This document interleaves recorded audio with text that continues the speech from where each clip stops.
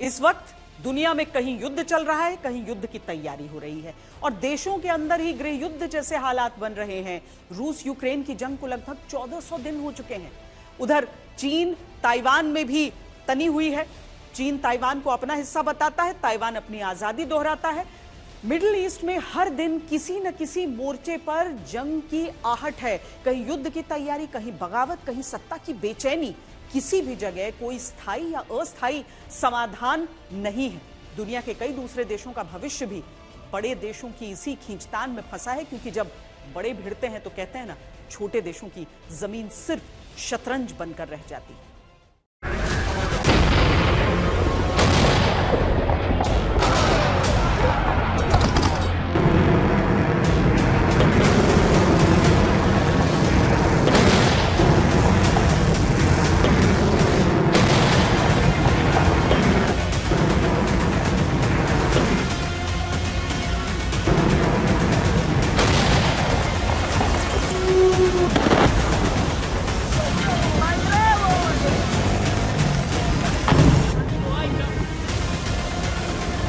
आधी रात को दहल उठा काराकास।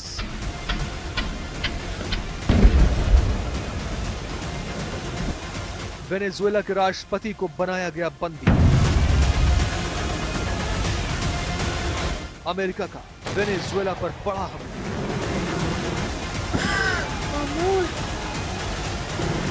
उधर निशाने पर हैं रूस के शहर।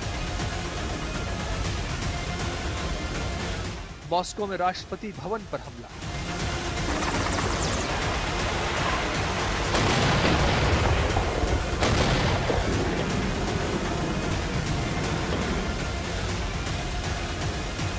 चीन ताइवान में लगातार बढ़ रही है तनातनी।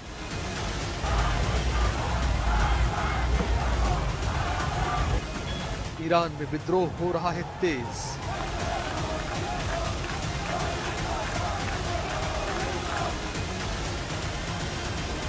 मिडिल ईस्ट में पुराने दोस्त जंग के मुहाने पर हैं।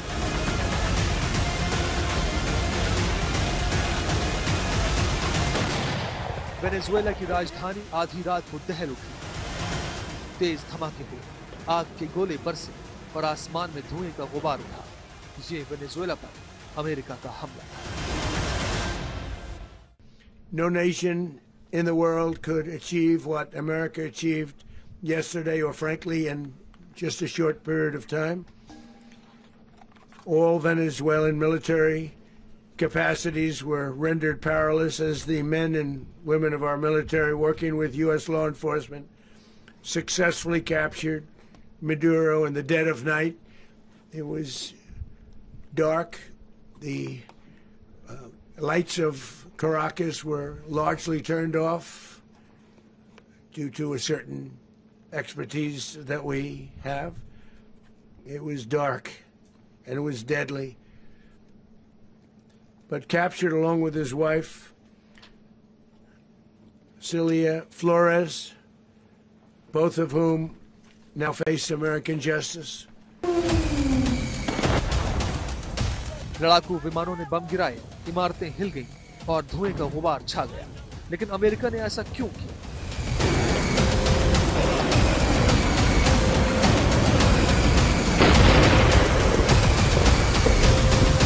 क्या वजह थी जो अमेरिका को एक स्वतंत्र देश पर हमला करना पड़ा?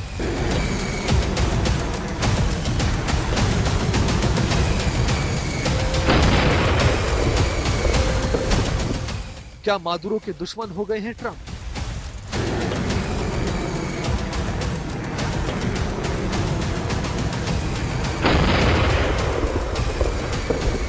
किस अधिकार से अमेरिका स्वतंत्र देश में अपनी सेना उतार रहा है? Late last night and early today, at my direction, the United States Armed Forces conducted an extraordinary military operation in the capital of Venezuela. Overwhelming American military power, air, land, and sea, was used to launch a spectacular assault. And it was an assault like people have not seen since World War II. It was a force against a heavily fortified military fortress in the heart of Caracas to bring outlaw dictator Nicolas Maduro to justice. This was one of the most stunning, effective, and powerful displays of American military might and competence in American history. America ने Venezuela पर कार्रवाई के पीछे 3 बड़े कारण गिनाए हैं। कारण number 1, migration. Donald Trump बार बार दावा करते हैं कि वेनेजुएला की वजह से लाखों प्रवासी अमेरिका की सीमा पर पहुंच गए हैं। रिपोर्ट्स के अनुसार 2013 से अब तक करीब 80 लाख वेनेजुएला वासी देश छोड़ चुके हैं और अमेरिका आ गए हैं। लेकिन सवाल यह है कि जो देश किसी दूसरे देश के राष्ट्रपति को उसके ही देश में गिरफ्तार कर सकता है, क्या वो अपनी सीमाओं की सुरक्षा नहीं कर सकता? तो इंटरफेरेंस है किसी दूसरे देश में इस तरह से एक चीज इसमें हम लोगों को जो ध्यान देने वाली बात है कि जो उन्होंने 5 दिसंबर को एक अपनी नेशनल सिक्योरिटी स्ट्रेटजी का डॉक्यूमेंट रिलीज किया था, तो उसमें अमेरिका ने अपने को रिस्ट्रिक्ट कर लिया है वेस्टर्न हेमिस्फीयर में। एंड वेस्टर्न हेमिस्फीयर में वो कोई ऐसी चीज नहीं होने देना चाहते जो उनके नेशनल इंटरेस्ट के खिलाफ हो। तो मदुरो को और जो पूरा ये वेनेजुएला का सिस्टम है, that was not in favour of America. अच्छा, जहां तक अमेरिका का सवाल है, there is a power differential, जिसको कहते हैं पावर डिफरेंशियल सो मच है वेनेजुएला और यूएस में। यूएस जो चाहता अपने नेबरहुड में जो चाहता कर सकता है।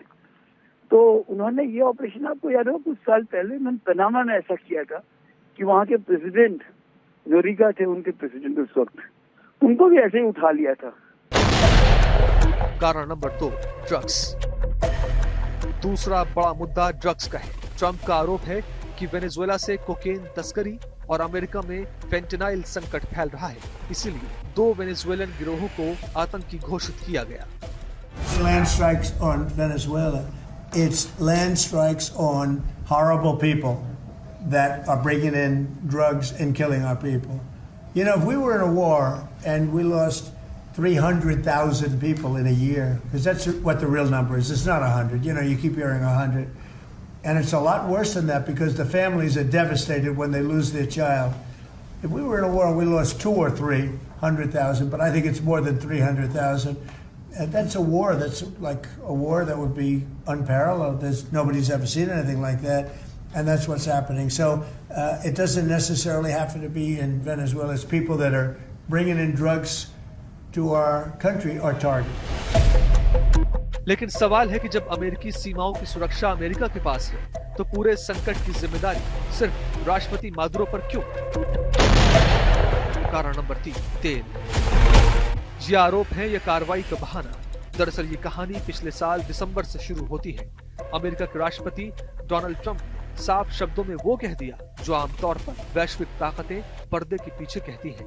वेनेजुएला ने हमारे तेल के अधिकार छीन लिए। हम अपना तेल, अपनी जमीन और अपनी संपत्ति वापस चाहते हैं। उन्होंने हमारी कंपनियों को वहां से निकाल दिया और हम इसे वापस चाहते हैं। As everyone knows, the oil business in Venezuela has been a bust, a total bust, for a long period of time. They were pumping almost nothing by comparison to what they could have been pumping and what could have taken place.